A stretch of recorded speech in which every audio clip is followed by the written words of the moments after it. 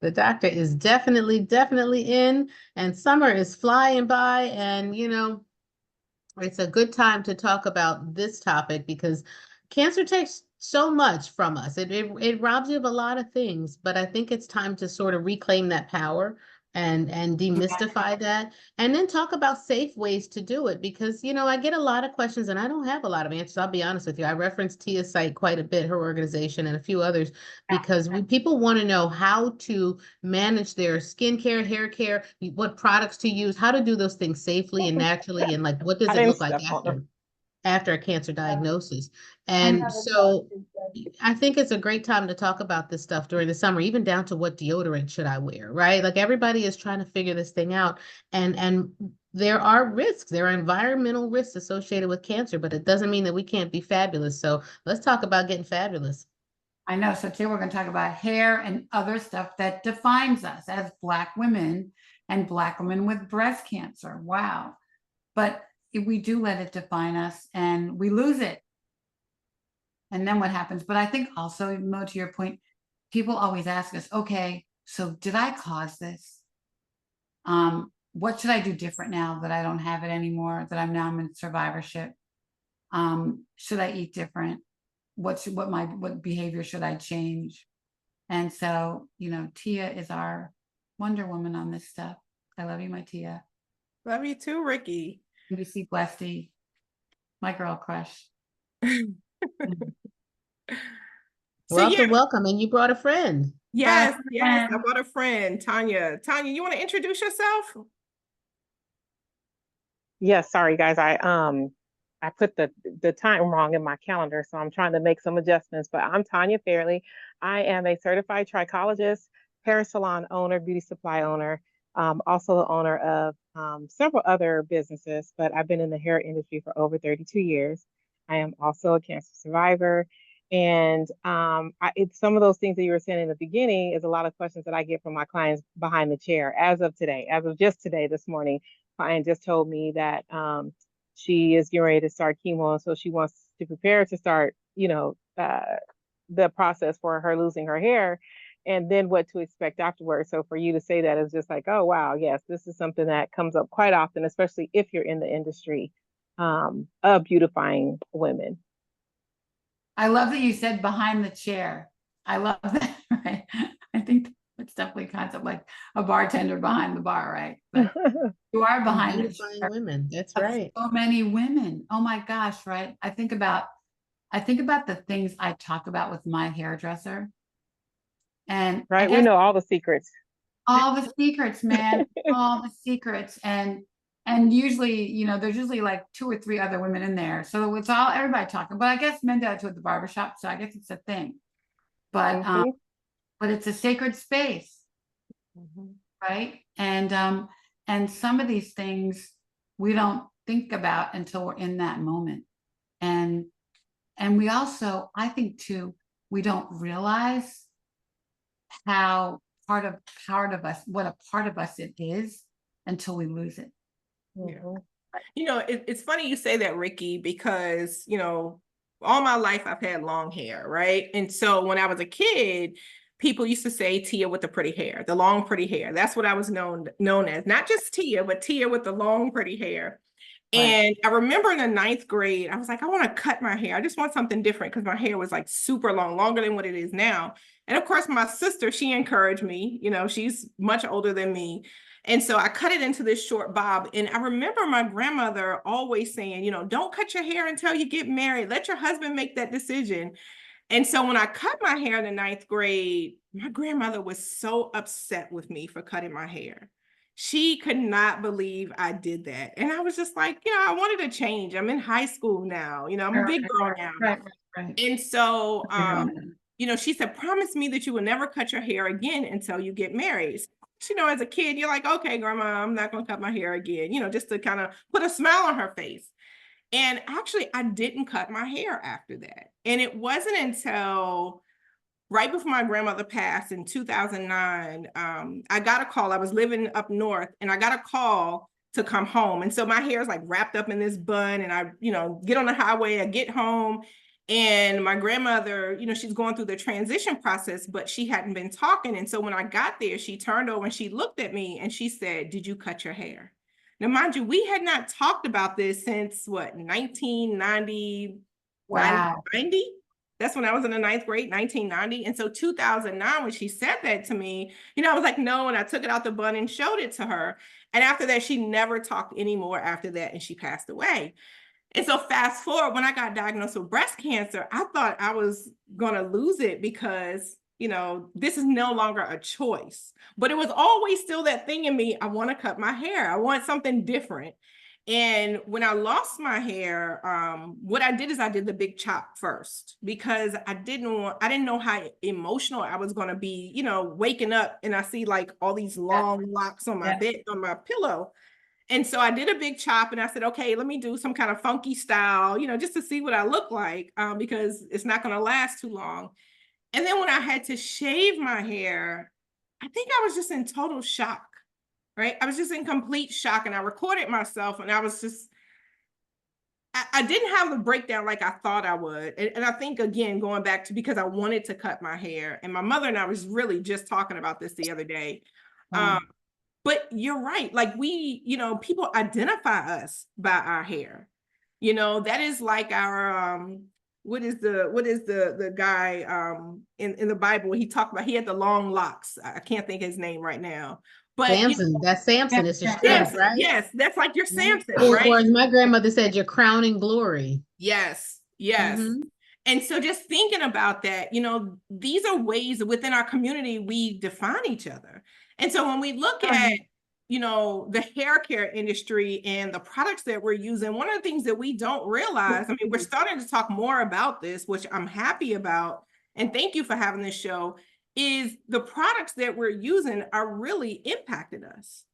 It's impacting our health, and not only us as adults, but we got to think about our children, and how it's impacting the children and the products that we're using. One of the hair care products, and I try to be a little considerate of the company names that I blast out, but the perms, right? The perms that little kids had and the little girls on the boxes, they were so pretty and so cute. And a lot of us looked at those little girls and said, hey, I want to look like that.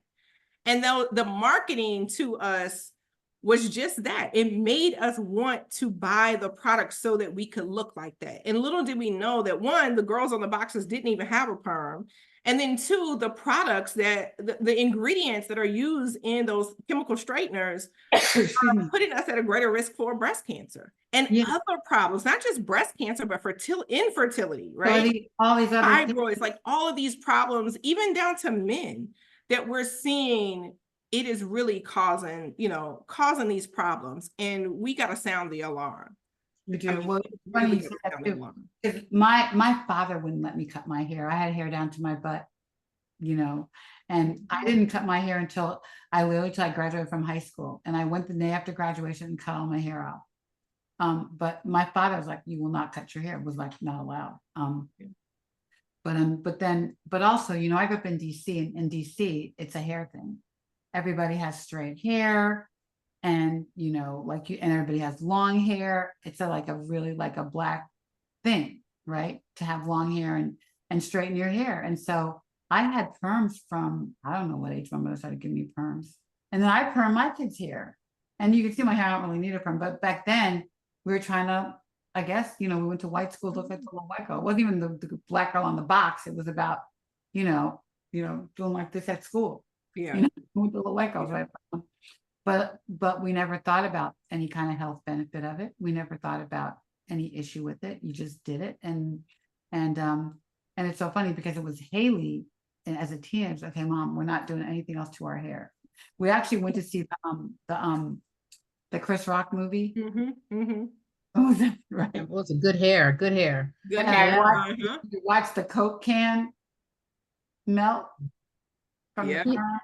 that every time someone brings that movie up, it really like I get it, but I also have to be that voice of reason and say, yes, we know about lies and stuff, but realistically, your hair doesn't sit in it like that Coke can did. I know. So as a hairstylist on both sides, I mean, I have my own product line, which is which is a clean product, but it's like we have to educate our clients as well. But what I find a lot to happen is that we can educate our clients all we want, but if the product is there to make their life easier, that's what they do. reach for. Thank you, Yeah, because that's Tanya. how Yep. we grew up, right? Like the reality of it is that the reason why relaxers and things like that do so well is because it makes our life a little bit easier.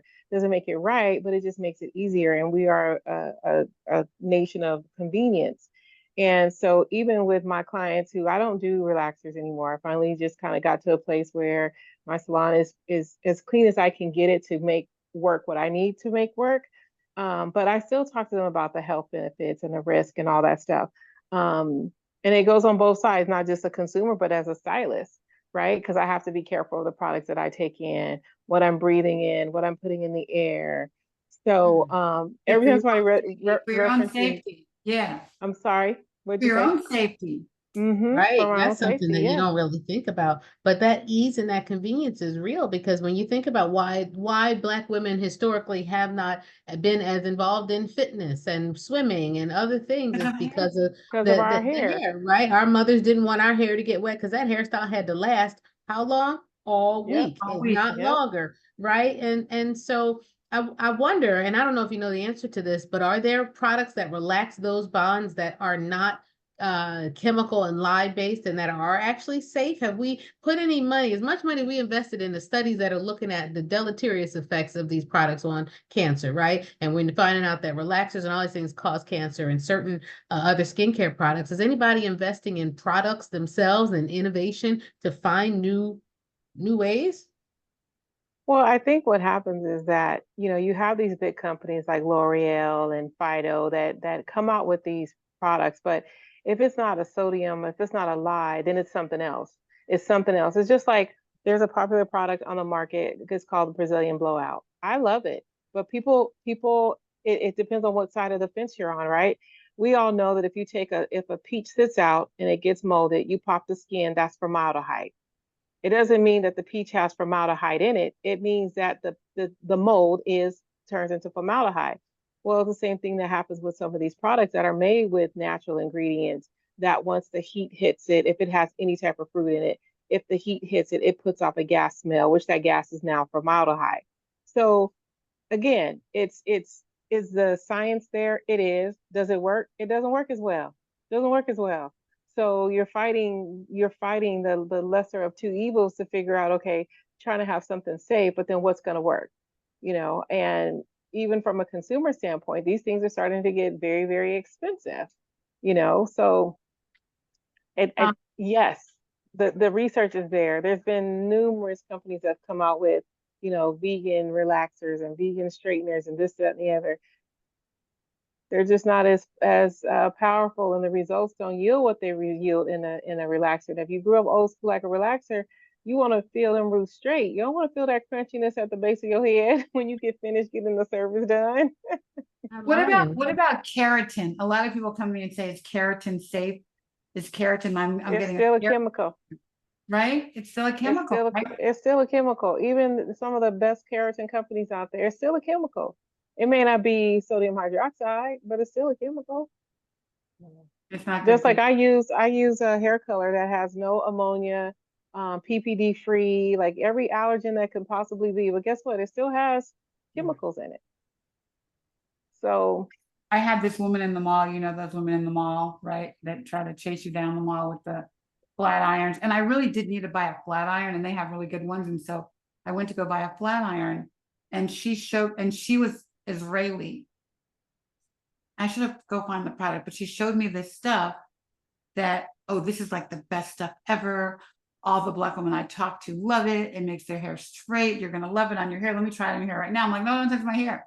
But she gave it. I'll give it to you free if you buy this. So I ended up spending whatever $350 on crap, on like the blow dryer, the flat iron, the whatever, all the things, right? So stupid, but because I got this thing for free.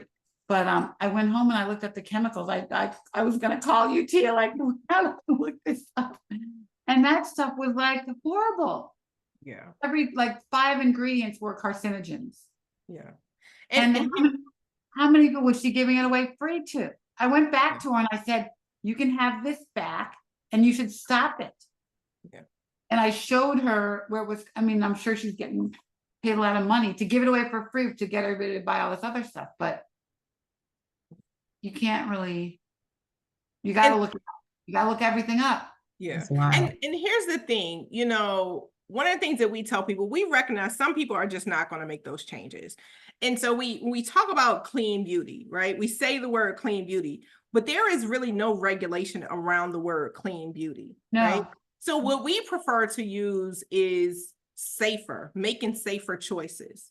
Because again, when clean beauty is subjective, it's to whoever is, you know, purchasing that product or utilizing that product or making that product. They define what clean beauty means to them, but it's not a universal standard that we're all compliant to. So what we do at My Style Matters is we are teaching women how to identify those harmful chemicals in the product and try to make the best choice that they can, right?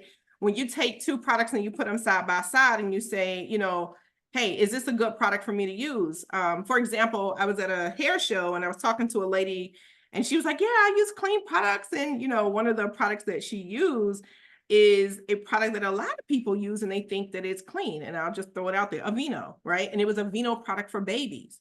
And so I said, okay, you know, cool. I said, well, let's look it up. So I had her to look it up and she was completely surprised because of the chemicals in there. And it's actually listed, it's a human carcinogen. The ingredients, you know it.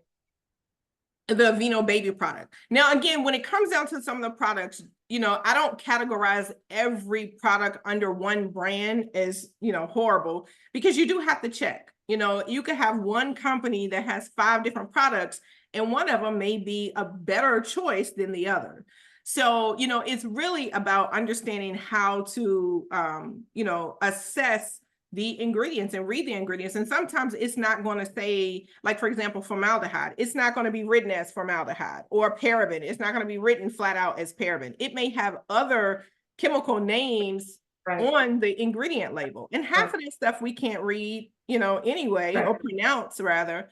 So it's really helping us to understand what to look for and how to use tools and apps to help you identify those, you know, potentially harmful chemicals that are found in your products. And not all of them are a carcinogen. Some of them can be an allergen, right? They can cause other types of health ailments. Yeah. And so that's why we say, you know, you want to make the safer choice. You bring up a good point, Tia, because it's not all about just the carcinogen, but inflammation, right? Inflammatory agents and what we call endocrine disruptors. That is a term. If you've not heard of that term, you need to look that term up, endocrine disruptors, because they're things that disrupt your hormonal system, right? That can contribute to female and gynecologic and breast cancers. And it's a real problem, as well as PCOS, polycystic ovarian syndrome, and the metabolic disorder, as we call it. But you're absolutely right. Yeah. And when you look at, you know, I talked about children, right? So the hair care industry is a multi-billion-dollar industry, the Black hair care industry. We spend 9 times more than any other person in any other race when it comes to the hair. Say that number again. Say that number again. How many billion? It's a multi-billion-dollar industry. We spend 9 times more in the beauty industry than any other race. And so when we think about that, look at our communities. What do you see in our communities, right?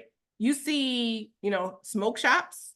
You see, you know, the greasy spoons. You see the liquor stores. You see the beauty supply stores, right? And so, you know, a lot of those products that are in those stores are not always the safest, you know, ones for us to use. So when we think about that again, you know, it's really important for us to understand the products that we're using and how do we make that safer choice.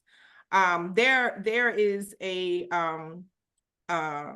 app that people can download. So I have a QR code on my Zoom, and if anybody wants to, you know, scan that and send their information, we actually have a document that we give to people that'll tell them how to actually check their products, right? Because that's something that's important. I'm scanning it right now.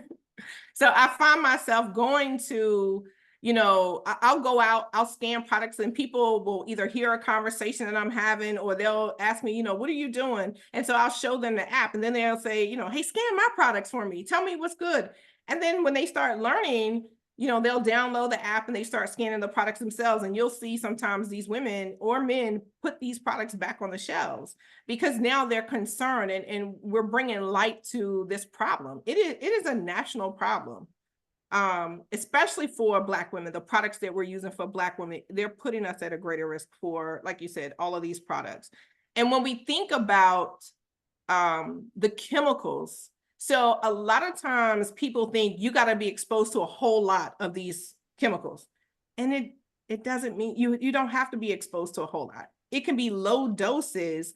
It's critical in certain time points in your life. So a fetus, you know, there's a study out in Canada that they did looking at the umbilical cord of a fetus and found like 137. They tested, I think it was like 300 and something chemicals, and they found about 137 chemicals in the umbilical cord. So there's a transfer of what the mother is being exposed to the infant, the baby, the fetus.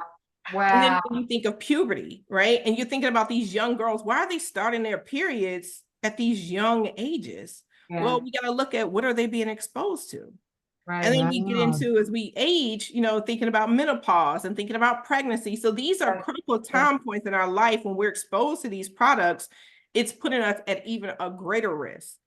You know, the average woman uses 12 products a day, right? Ooh, yeah. And so that's equivalent to about 168 chemicals. So you think about your makeup, you know, you got your eyeliner, your eyeshadow, you know, in this day and time, they're wearing like 5 pounds of makeup all over their face, right? Your soap, your deodorant, your lotion, your body sprays, your perfumes. You know, we're using all of these chemicals and we're using them daily. And if our bodies aren't detoxing, or if we're not doing anything to counter that, because our bodies are constantly fighting cancer, what do we think is happening to us? You know, you bring up another good point. You know, you say it's a national issue. It's a global issue because when you look at the percentage of women around the world who use skin bleaching agents, right? Can we talk about bleaching that skin and those skin brightening products and all those things that are, you know, the blemish removing, and we don't want our blackheads. We want our tone to be balanced, but all of those things have the potential to put us at risk for not only skin cancers, which are not as common in our community, but more common than we think. And, you know, and other cancers as well. So we got to really be mindful of what we put in and on our bodies, and in ways that I don't think we were ever really raised to think about. I mean, when I grew up, we put Vaseline on everything, first of all. Second of all, we used, you know, Fred Palmer's bleaching cream to get rid of the blemishes. If you had a pimple and you had a blemish, you put that cream, and we didn't think about the risks of that. You know, my grandmother used alum on her breasts, right? And which is a known carcinogen. And we used to put that on women's breasts to keep their breasts small, you know, and so it's pervasive in the culture. But what are we doing as a culture to change that? Because I think there's a lot of things happening in the organic realm, but how much of that translates into actual benefit, I wonder. Yeah. Well, you know what, Mo? You know what? It's almost like food. So basically, you're gonna go on a diet to the point where everything tastes like you want it to taste, right? So you may give up the whatever, you may get up, but if you like the food, the way the food tastes with salt, you're going to keep putting on the salt. Or you're going to, you know what I mean? So it's almost like, what are you willing to give up to do the right thing for your body? Same thing with hair. If I want my hair straight today and I'm going to do whatever it takes to get it straight, I'm going to do it. You know what I mean? Like, what is the balance where you say, you know what, maybe I'll have curly hair today or nappy hair today or whatever, or natural hair. Because you got to replace it with something, hair, right? If I want my kinky patients hair. to eat healthy, right, I got to replace it with some good tasting recipes that taste like something people want to eat, you know? And so we have to, one, normalize in the culture, which I see a huge movement of that, normalizing our hair texture, right? Characterizing it. It's 4C, it's 3C, it's whatever it is, defining it and affirming it. So there's a lot of affirmation that's happening, but I wonder, is it translating into people making different choices? Be interested in You know, studying it. I think that a lot of times what happens too is that we are so used to looking at ourselves in the mirror and not feeling good about what we see. And so when we find something that you look in the mirror and you feel good about what you see, you almost don't care about what it took to get there. And Yeah. that's where society has to change the narrative to incorporate the two. Is it difficult? It's not it's difficult, but it's not impossible. Because, you know, like just like even with my salon, when they call for certain things and I tell them, no, we don't do that, but this is why, right? We don't just say, no, we don't, you know, we don't do perms. No, that's not something that we offer because of the cancer risk, because it's not good for my health. So again, looking in the mirror makes you feel one way, and then going to the store and grabbing a product to make you feel better is like, you know, fighting the two. Right, right. And I would get back to add to that, you know, we say Black is beautiful. We have to put a period there. We can't say Black is beautiful if your hair is straight, if your you hair is, know, if you Or look a but. certain way, Yep. right? But we have to stop at Black is beautiful and really continue to build up women, build up these young girls in their self-esteem, build up the older women in their self-esteem, you know, and how they look, and let them know they're beautiful. They're beautiful with their natural hair. And one thing that I will say, kind of to your point, Dr. Mo, when you said, you know, you're seeing a shift in that, I thank God for the Crown Act. Had it not been for the Crown Act, and for those who are not familiar with the Crown Act, basically, in a nutshell, the Crown Act made allowances for us to be able to wear our hair natural in the workplace. Because at one point in time, it wasn't accepted, and we can, you know, and still some places, you know, the law hasn't been changed where, again, you can still be discriminated against because of your hair, and it's not considered discrimination.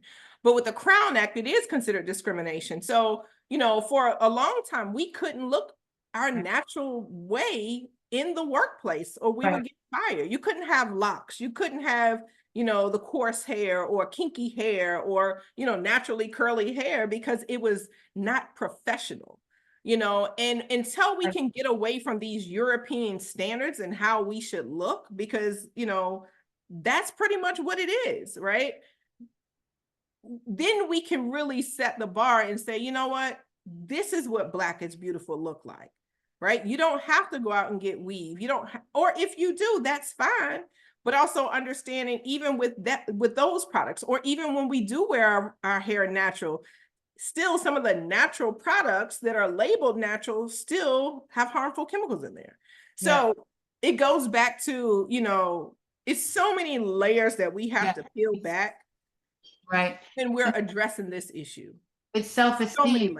It's self-esteem, but and then you go into the whole weave conversation, weave and wigs, and which gives you flexibility, but is that good for you? You know, I look at Stevie Wonder, I look at Susan Taylor, who had braids from way back in the day, and they're bald on top of their head. You know what I mean? And Tia, you probably get this too. I get the thing. Well, Ricky, you don't understand hair because you have good hair. Well, crazy. What does that mean? What does good hair mean? It's all good hair. Right. But like, you don't understand what I'm going through, why I do all this stuff.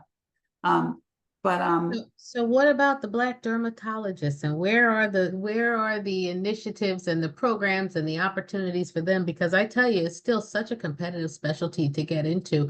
But I think that, you know, up until, I'm going to say 5 years ago, I'd never heard the term traction alopecia. I just thought Susan Taylor hairline was just going back and back and back. Stevie Wonder's too. And that there's something to do about that, but like naming it and making sure that we have that representation in the physician level and in the trichologist level, right? Like, how many people have gone to see one and actually talk to one? So I love this, and I wish there were, and maybe there is, Tia, but a directory of folks that you could go to and you could look up to see, let me find somebody in my area who has an expertise in this. Well, traction alopecia, what is, you know what I mean? Like, who calls it that? What does that mean? And who knew you would get it if you wore braids? And you know what I mean? Like, that's like, how would you know what it is unless it happened to you or someone you love? Yeah. I mean, it's like breast Watch cancer. it over years. Right? Yeah. We don't think about it. It's not on our radar until it happens to us. We don't take an interest in these things until it happens to us or someone close to us, right? And so Tanya, I don't know if you want to touch upon that, what Ricky was just talking about, like, how do we know, right? Whose name it is? Yeah, I'm done moving around, guys. I do apologize. I was gonna say, I've been a trichologist now for. What is that? Oh, so certified trichologist, it's a study of the hair and scalp. So Okay. like a dermatologist studies the entire skin, we are specific with the hair and the scalp. So understanding the science and the functions of the scalp and why we lose hair, and understanding all the different types of alopecia. Because every time somebody says, "Oh, I have alopecia," and I say, "What kind is that?" They say, "Well, just alopecia." And I have to explain to them that alopecia is a blanket term from hair loss. Everybody can experience hair loss. But traction alopecia is definitely one that has affected the Black community more than anyone at all. Why? Because of the braids, the weaves, the ponytails, the slick ponytails. And it's when your hair is being pulled out of its natural direction. So just because you wear a ponytail, your hair has different growth patterns. And, like some people have like 5 or 6 cowlicks in their head. So if you put your hair in a ponytail and you're fighting against the natural way your hair wants to grow, you're creating traction, you're creating a pull in a different direction. And so your hair will come out. And I look at Susan Taylor and Stevie Wonder all the time, and I always say their stylist wasn't educated. Their stylist wasn't educated. Because if as a stylist, I hold us responsible for things like that. When you start to see those things happening, we have a job to inform our clients of other options and other methods so that they don't fully have to take on the woes of what happens when you get the traction alopecia. Right. Every time I see somebody's hairline sitting behind their earlobes, I'm just like, seriously? Because that's a self-confidence thing, right? And it's self-inflicted. It's something that can be stopped. Unlike superficial alopecia. Yes, ma'am. Okay, it's related to superficial, as you mentioned. The lots of products promote hair growth, right? The edges, grow your edges back. How true is it, and does it really, and what can people really do? Because I know that's one of the questions that's going to come up in the chat here about those edges. So here's what I tell everybody, and I get pushback. As a matter of fact, a trichologist will get pushback from somebody who's making a hair oil, because unless you change what's going on inside your gut, your hair has a cycle. Your hair is going to grow 1/4 of an inch per month. I don't care what you do to it. You can retain it a little bit easier if you're using products to help keep your scalp moisturized. You don't have any scalp issues. But a product off of the shelf that is promoting hair growth is saying one thing, but to say, "Oh, we guarantee results," it's impossible, and it's a lie sold to billions. Because if you have any type of gut issues, your hair will tell you. Your hair will tell you. Everything that starts with the hair fallout or hair issues that's outside of traction alopecia starts in your gut. Wow. In So, your gut. In your yes, gut, based on your what you digest eat. What you eat. based on what you eat. If you have any digestive tract, do you have an autoimmune disorder? So if you have a healthy diet, you don't have any autoimmune disorders, and you don't have any gut issues, then you're going to reap the benefits of, one, your hair growing 1/4 of an inch a month, and you're retaining what you're supposed to retain. But let any of those factors be out of place, meaning you have digestive issues, or you don't go to the bathroom regularly, you don't drink enough water, you have an autoimmune disorder, you're not going to reap the benefits of your hair growing 1/4 of an inch a month, which is about 6 inches per year. You won't see that because your hair will constantly break, fall out, shed, whatever. So Oh. no, hair growth oils do not work in themselves. They have to, if all conditions are in place, and if all systems are a go, yep, put some oil on your hair is going to grow like it should. It's funny you talk about your gut health, because that's why they say, your 70% of your immune system is your gut, right? It's your gut. So we really have to, focus on what is happening to us. Our bodies talk to us, but we don't listen. We don't listen. That's Because even- if it's not a big wow factor, or So many punch, So many we don't things. pay attention to it. So before You know, cancer, I what tell did you know people- about your gut? What did you know? You talking to me? Both of you, all of you, So before I know- cancer, right? I knew a lot because I, as a kid, had digestive issues. So I would hear my doctors tell me, you have a hiatal hernia. If you do this, you got to do that. So when I got older and I'm trying to understand what the heck is a hiatal hernia, everybody got a hernia. But then as I got into the hair, and then I started venturing to the natural side, understanding what that means about good gut health, making sure that you drink plenty of water, making sure that you eat the right foods, because just because I eat broccoli and you eat broccoli doesn't mean that it's going to react the same way in our body.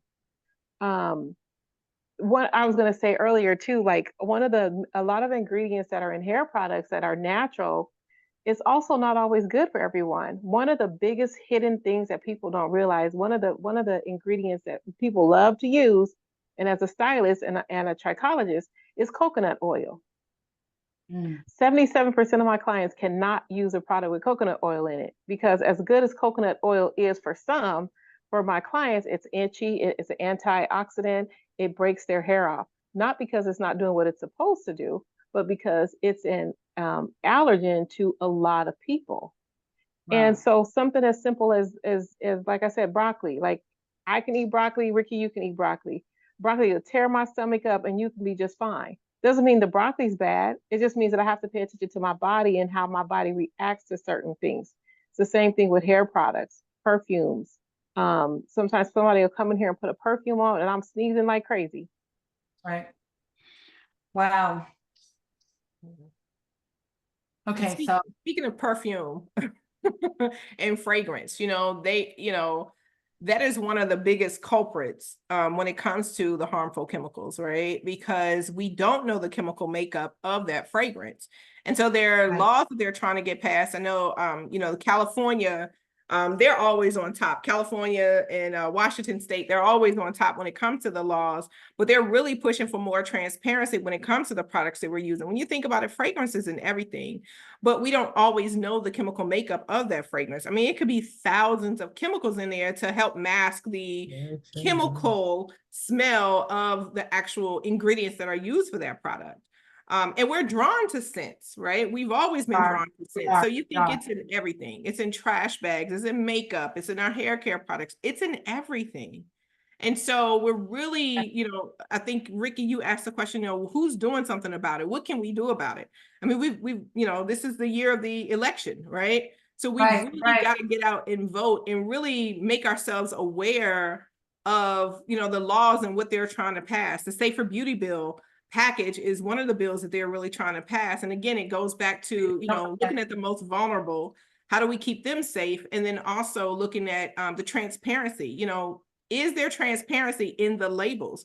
We're not in, we can't make an informed decision as a consumer because we don't have all the information.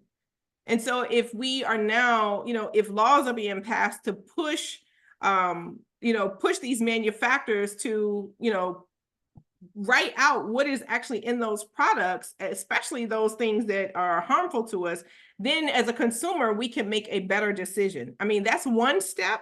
We still have to educate our community, because even if the things are written, they say, if you don't want somebody finding, put it in a book, right?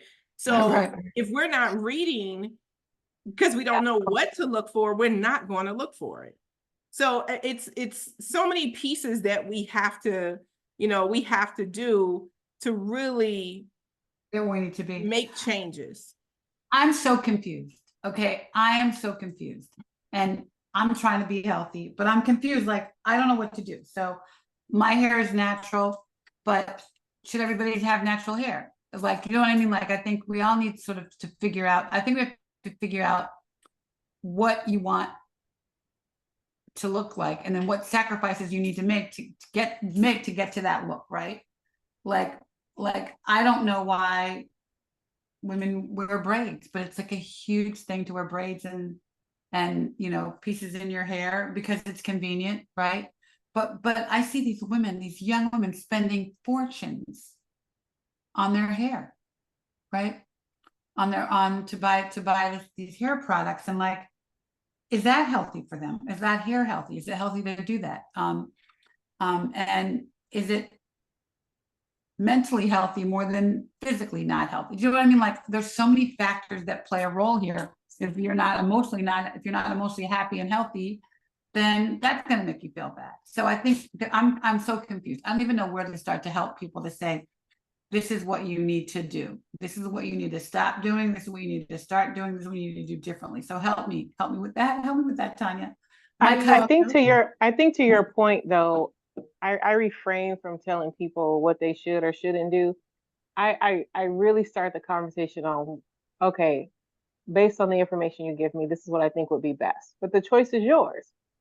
Because at the end of the day, a person who's wearing a weave, most of the time, they're not wearing it for a fashion statement. They're wearing it for security. They're wearing it to make them feel better. They're wearing it because they are having issues with their hair that's unmanageable. So this is going to make it manageable. Same thing with my clients who get wigs.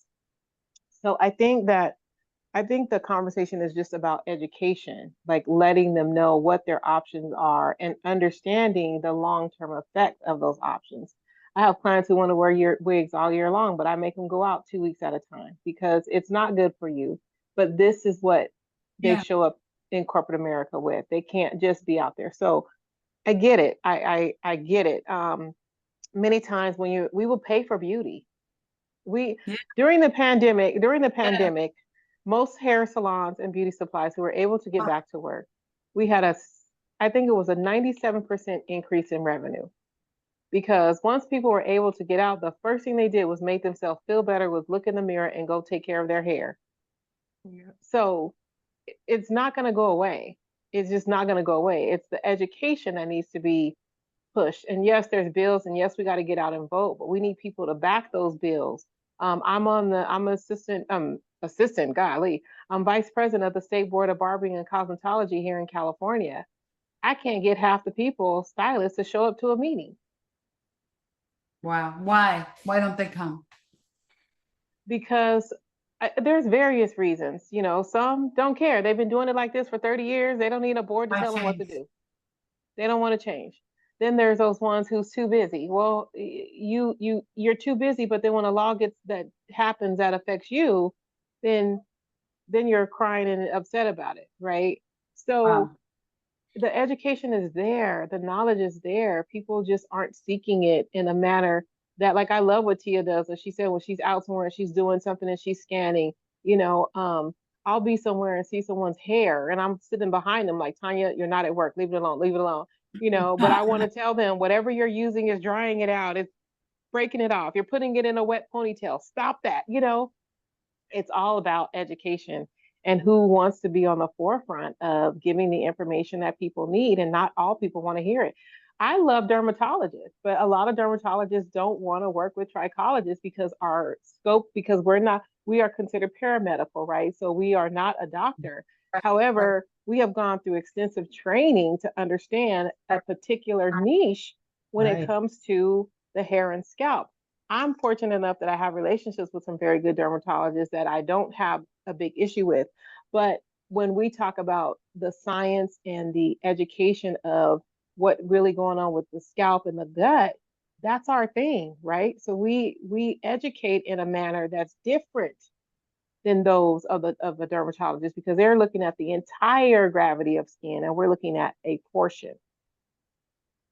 And Tanya, I will And piggyback off of what you said. You know, when people ask me, kind of like with Ricky, you know, what do I do, right? Because I hear this all the time. I'm sure all of you, everything is going to make you have cancer, right? You know, you can't do No, anything. right. And I just say, you know, dial back, right? Dial back. When you look at the products that you're using, you know, don't go in your cabinets right now and throw everything away because it can be expensive trying to replace things. But when it's time to replenish, try to replenish it with something that's more a safer product, right? Instead of, you know, every single day wearing a face full of makeup, maybe just use a little bit of makeup, right? So it's more about dialing back and lessening how much you're using and then making safer choices, right? You can still get your hair done. You can still look beautiful and wear makeup and all of these things. It's just doing it different, you know, down to, you know, your deodorant, your toothpaste, like all of these products, your lotions, all of these things, you just find something different that is more suitable to you, that is safer for you to use. On next month, so both Tanya and I, we are advisory members of Bench to Community, which is an organization that basically takes the information from scientists, they take the science and they break it down so that the community understands it. And they focus on Black hair and Black products and Black breast cancer. So that is what the organization focuses on. Dr. Dede Tate, she is phenomenal. She is awesome. And she's the founder of Bench to Community. And next month, we're actually doing Yep, we're doing a symposium next month. It's going to be a 3-part series Love where we're this. also including young girls, because that's, you know, that's where my heart is making sure that we're getting to the young girls, the Right. teen Yeah. girls. So we're Yeah. including the teen girls in the symposium next month, as well as adults. And we're going to have professionals on there really talking about these issues, very issues that we're talking about today. We'll also talk a little bit about policy. We'll talk about actionable steps, things that people can do to make safer choices. But it's going to be phenomenal. So I'll send you all the information. You can go to bench2community.org to be able to register for that event next month. I'm putting it in, I'm putting in the comments. So, Okay. so that's a great thing, because I'm still confused. And every time I go to Target, there's a whole new beauty section. Every time I go to whatever, Sephora, there's a whole new section. Like, people are consistently making products. So Yeah. is there any legislation about products? I mean, the FDA is approving this stuff. Well, they're also approving bad drugs. So Yeah. that's not a thing, but I mean, Yeah. they're approving this stuff. Yeah. So what's up with that? What's up with that? It's funny you say that, Ricky, because we actually just posted on our page an article that came out about the delay with the FDA banning formaldehyde. Mm. Go figure, right? That is being used in the products. And so pretty much the article is talking about, we don't have a timeline in which they're going to, you know, move forward with this ban. Right. And when you look at other countries, they do ban these things. But here in the US, you know, we're slow to move, rather. I posted a link in the chat about Safer States. So if you go to saferstates.org, it shows the bills that have been submitted within your own state that are around, you know, all kinds of products. It's not just makeup and, you know, personal care products, but it's all kind of things. Like here in Georgia, there was one that was submitted around hygiene, personal hygiene products. So that's another thing that we got to, you know, talk about is, you know, what's in our tampons, what's in our pads, you know. Talk about that. Oh my God. You know, Listen, that is the truth, right? Because women and girls are struggling and trying to figure out what's the best products and the best thing to use so they can continue their classes and education and jobs. And it's a little bit of a public health issue. Yeah, a little. It's a lot. And then you think about, I was reading something that talked about douching, right? And they were saying, like, a lot of these feminine hygiene products that have scents in them, mostly Black women are using them, right? And so it's, again, these are products that don't have.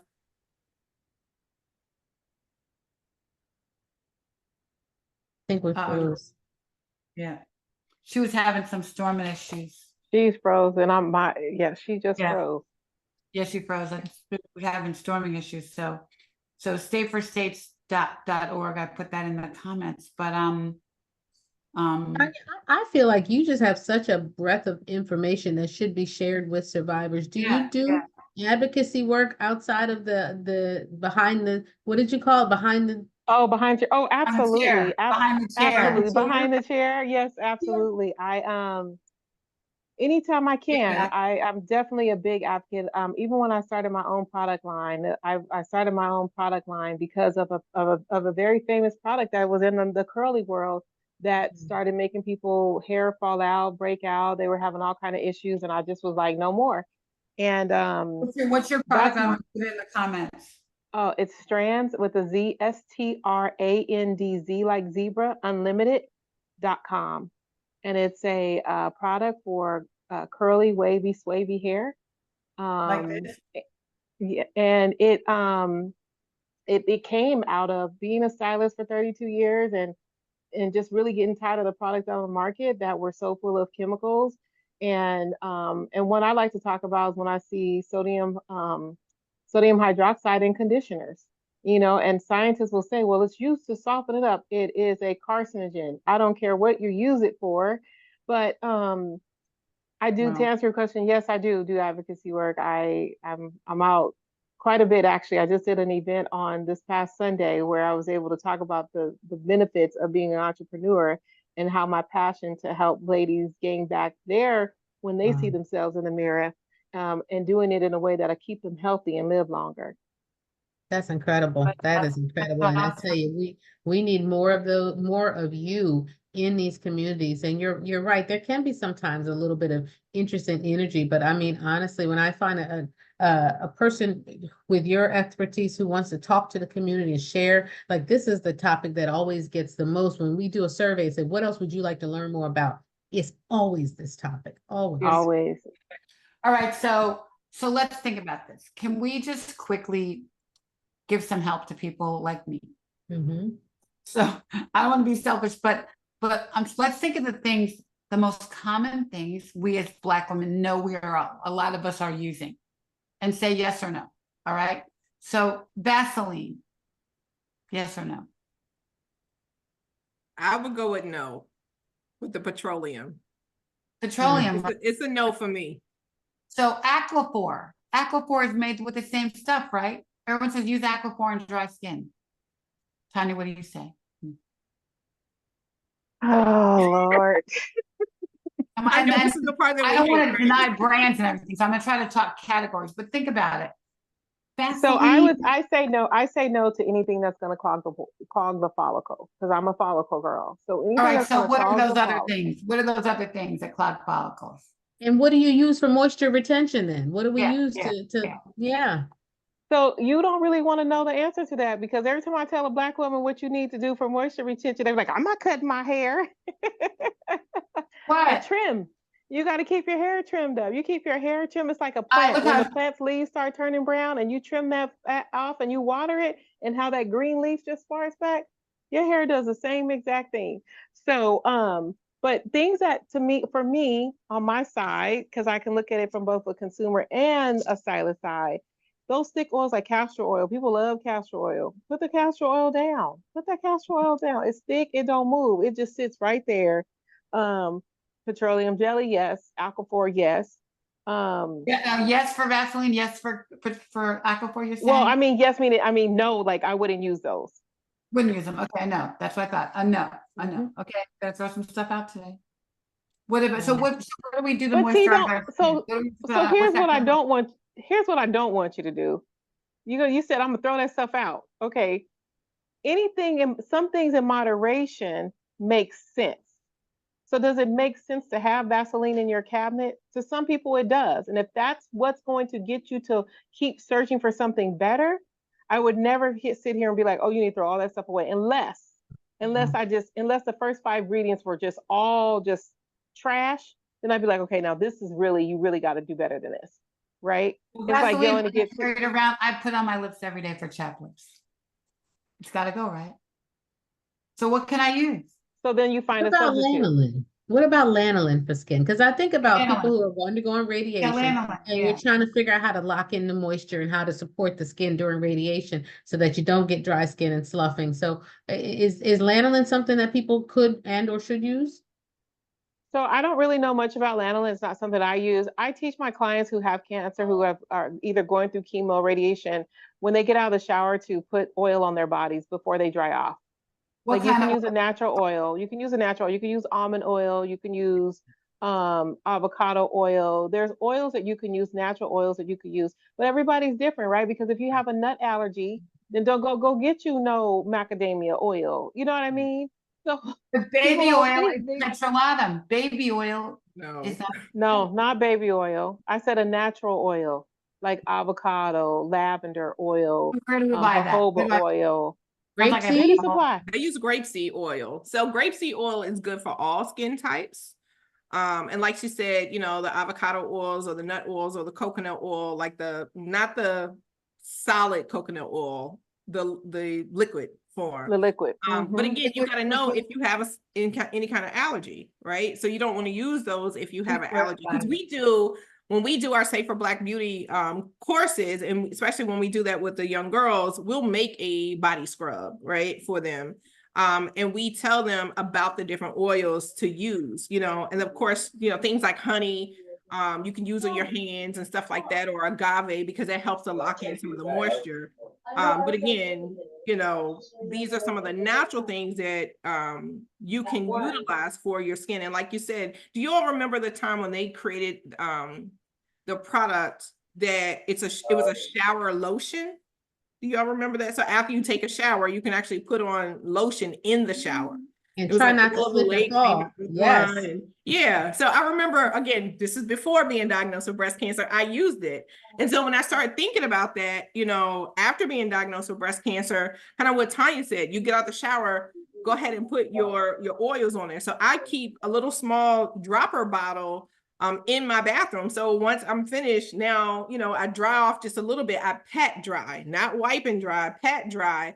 And then I can go ahead and put that oil, you know, on my body. I do wait a while before I put my clothes on because, of course, the oil can go into your clothes and mess your clothes up. So you do want to wait, you know, a little while before you actually, you know, put your clothes on. But I See, I squirt think we oil should- in my body after the shower and like pat dry or air dry, but I think that we should do an article for Black Doctor on this, right? Yeah. On some tips for, you know, maybe like not Yeah. using super hot water, making sure that you know, hydrate well, like tips for maintaining your hair, skin, and nails during and after a cancer diagnosis, Yes. because there's a lot of tips. I'd love you all to jot them down and let's think about how to put them into a nice article, because you have such good information and everybody is wondering, you know, what not to do, but also what to do, you know, what to do, what to to do. maintain, to Yeah. get that skin to glow. How do I keep, you know, keep my face and my Yeah, skin and my right. hair looking, you know, as beautiful so my black don't crack. So we gonna talk about it for sure. and the big part of this is the hydration. You gotta Mhm. hydrate. And a lot of times we eat because we think we're hungry, but we're really thirsty. Our body is craving that water, right? We need to hydrate to open up our vessels, open our cells so things can move through, so it won't be, you know, just stagnant or stuck within our bodies, and we're not allowing things to just flow and come out. So when we wonder why we don't have the perfect skin or acne or the bumps or dry skin and all that stuff, we got to go back to what Tanya said earlier, our gut health. And Our that, gut health, again, yeah. hydration is a part of that. Tell me what you said about gut health. I'm just putting it in the comments here. Gosh, we have so much more to talk about. We're not done yet. We'll write an article, we'll do it again, but yeah. So what did you say about gut health? Basically, I was saying that when people are having problems with their hair falling out and breaking, they want to attribute it to a product. And I always tell them, before I even can think about a product, it's what's going on in your gut, because everything lives in your gut. Diseases lives in your gut. Everything lives in your gut, right? Okay. So if something is going on with your gut, it's telling you through some way. It's telling you through your hair, through your skin, through your body, your bones. All right. Gosh. All right. So Ricky, All just right. to help you out really quick, I know you asked about the different products. I also sit on the board for the Non-Toxic Black Beauty Project. So this is a project that focuses in on Black products by Black women and men, because we're now opening Okay. up for men. I'm on there. I'm in there. Yep, Tanya's in Okay. there. And so these are products that have been vetted. They're by Black people for Black people. They've been vetted to make sure that they do have, or they don't have all the harmful chemicals in there that put us at a greater risk for, you know, all these health problems we've talked about. So if people are looking to, you know, find products that, again, have been vetted, they can definitely go to or Google the Non-Toxic Black Beauty Project. Again, if you scan the QR code that I have above me on this side, I have the links and stuff in there. Okay. Yeah. And what's that website called? So it's not an app, but it's the Non-Toxic Black Beauty Project. Non-toxic. And I Mhm. got your safe things too in here. Yep. Non-toxic Black Beauty Beauty Product. Project. Yep. I tried to put your QR code in the comments. I couldn't make it work. I put the bit.ly link in there. It's the same thing. Yeah. All right. Okay. Oh, you Yep. put it in. I see it in the chat. Okay. Yeah. Yep. Non-toxic Black Beauty Products. Okay. So it And- seems that you are what you eat, literally, right? And I think that's an important thing to remember and definitely to talk about. Love to have you back, Tanya, to talk about, you know, gut health some more as it relates to not just, we think about, as a surgeon, I think about it from the tumor microenvironment standpoint, what's causing cancers to happen in the body, but from the perspective of just your hair, skin, and nails and maintenance of the largest organ in the body, right? Your intestines and your gut has a lot to do with it. So we're looking forward to And talking about that again. people don't really think about that, right? They want to make that the last thing, but it plays into everything. It's feeding your follicles. It's pumping through your blood. So I would love to. You have my information, but I thank you guys for this opportunity too. Tia, thank you so much for allowing me to join you on your platform, this platform that was offered to you. I appreciate it. Absolutely. We do this together. Yeah. Yes. We gotta We do it. do. We gotta do it. And you know what, you guys, we have to, it starts with your inside. Mhm. You know what I mean? Yep. You are not your hair. You know, and we all are obsessed with it. And we, from a little girl, from what your grandmother told you. Mhm. But I think we gotta think about our health more than Yeah. our hair. And And redefine our beauty standards, right? That's right. and we But I know feel that, like this, if a person looks in the mirror and their hair defines them, then let me help you make it healthier so that you can be a healthier thinker. So I don't disagree that we're not our hair, but for some people they are. It is. And that yeah, is such a yeah. testament of who they are. So my job on this side is to say, okay, if this is what you want, then let's do it. Let's make it right. Let's get it healthier. Let's keep up. Let's get a maintenance program You bet. together to make Mhm. sure that you, just like you do maintenance for your body with your gym, if we need Yeah. to do it for your hair, then that's what we're doing. Yeah, Wow, I hear there you. it is. Meet people where Well, they are. And How Well, can ladies, people? thank you. I hate to run, okay, but thank you, I gotta Tanya. cut out. I Tanya, we appreciate gotta you. talk. Yes, We gotta Thank you, talk. thank absolutely. you. Are you my cousin? 'Cause we I gotta know, talk about right? I gotta love talk Well, it. about We'll thank you, put your ladies, information, so much.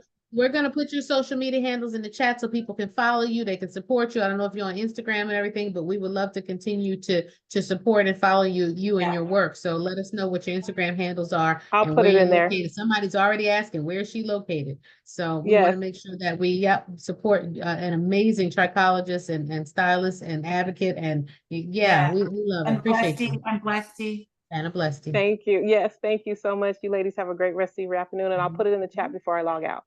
Okay. Fantastic. Thank you. And we are Okay, getting ready to do Tanya. that soon because we hope Yeah. it's been relatable and reliable and real. It's what we do every Wednesday on blackdoctor.org. And we are grateful for the platform and the sponsors. And what else, Vicky? What else we doing? We love you, Tia. Yes, You we know, do. Love you. for this. And I think we have a lot more to talk about in this topic. Mhm. And And join us on the vineyard, right? That's I coming know, up we're too. gonna If go to you the vineyard haven't, next. We're gonna be on the vineyard. We're gonna be on the vineyard actually all week. On August 13th, we are doing a really cool webinar with a bunch of speakers. We have like 10 speakers, including Sunny Hostin from The View, and my hunk good friend Malik Yoba. And we're going to talk about heart health, breast health, all the things. And men are invited. It's a co-ed activity. And we're going to do DEXA scanning during that day. And then we're renting a house and we're going to do DEXA scanning at the house Wednesday, Thursday, Friday. We're going to do the show live from the porch on Wednesday night. We're going to do a mashup. A doctor is in Pink Table Talk with some local people on the vineyard and all the people that we're hanging out with. And if you're on the vineyard, stop by our house. It's 34 Narragansett, and it's all in our on our Facebook and our Instagram, all the stuff. So come hang out with us. You're going to be a great week. But you know, people go to the vineyard with their families off their vacation every year during this week. So bring all the women you know. Bring your posse. Bring your auntie, your grandma, all the people, and get your boob scan. Get your breast scan. Takes that's 10 it. minutes, 5 minutes, and TR is going to be there, and we're going to be taking care of women. Wow. So So- you have a lot to look forward to this summer. Tia, thank you for always Yeah. bringing this and for being so visible and so vocal because you've been doing this for a long time. This isn't just the thing that you picked up and decided to do because it was trendy, but you've been beating this drum for a minute and making sure that our sisters know what is healthy for them and that their style and their breast health matters. Yeah, So breast we health. really appreciate it. I'm putting you Thank to- you. And if Okay. anybody's interested in being trained as a Safer Black Beauty advocate, you know, definitely contact us because we do workshops. So we would love to train people up on this so they can go out into the community and keep educating people about this. Yeah, do it at your church. Do it with your Delta chapter, with your AKA chapter. Do it Oh, with yes, do it yes. at your Jack and Jill meetings. Do it, do it on the street, like everybody's on the street in my neighborhood in the summertime. Talk about Even in it. young girl organizations, you Young know? girls, yeah, do Yeah. it. Right, your Jack and Jill, that's a great Oh, one for your yeah. Jack and Jill chapters and young Yeah. people who need to know this information. So thank you And all. we know that perms are not good. We know that hair color is not good. Look for Yep. alternatives. You're beautiful. Gotta figure it All out. right. Love you, Have a Mo. good- I love you too. I'll see you soon, sooner than soon. Bless you, love. Take Bless care, you. ladies. See you next week. All right. Bye. See you. Bye.